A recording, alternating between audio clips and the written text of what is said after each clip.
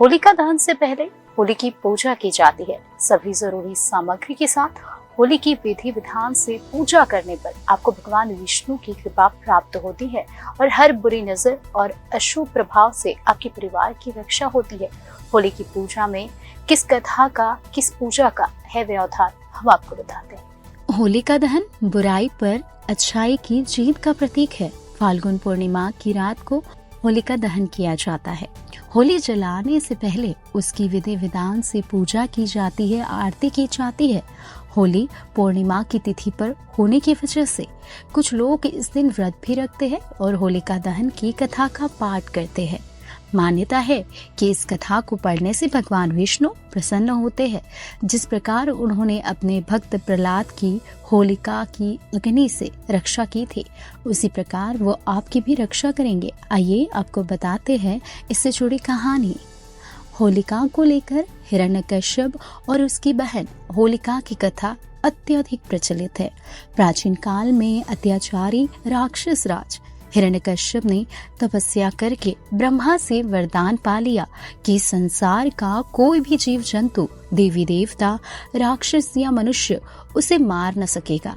ना ही वह दिन में मरेगा और ना ही वह रात में मरेगा, ना ही पृथ्वी पर, ना ही आकाश में, ना ही घर में और ना ही बाहर। यहाँ तक कि कोई शस्त्र भी उसे न मार सकेगा।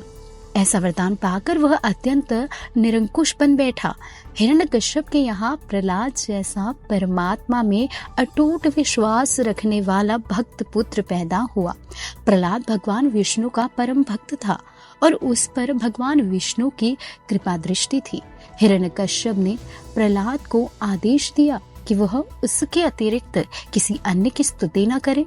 प्रहलाद के न मानने पर हिरण्यकश्यप ने उसे जान से मारने पर वो उतारू हो गया। उसने प्रहलाद को मारने के अनेक उपाय किए, लेकिन वह प्रभु कृपा से बचता रहा। हिरण्यकश्यप की बहन होलिका को अग्नि से बचने का वरदान था। उसको वरदान था कि वो आग में नहीं जल सकती थी। हिरण्यकश्यप ने अपनी बहन होलिका की सहायता से प्रहलाद को आग में जलाकर मारने की योजना बनाई। होलिका बालक प्रहलाद को गोद में उठाकर जलाकर मारने के उद्देश्य से आग में जा बैठी। प्रभु कृपा से होलिका जलकर वही भस्म हो गई।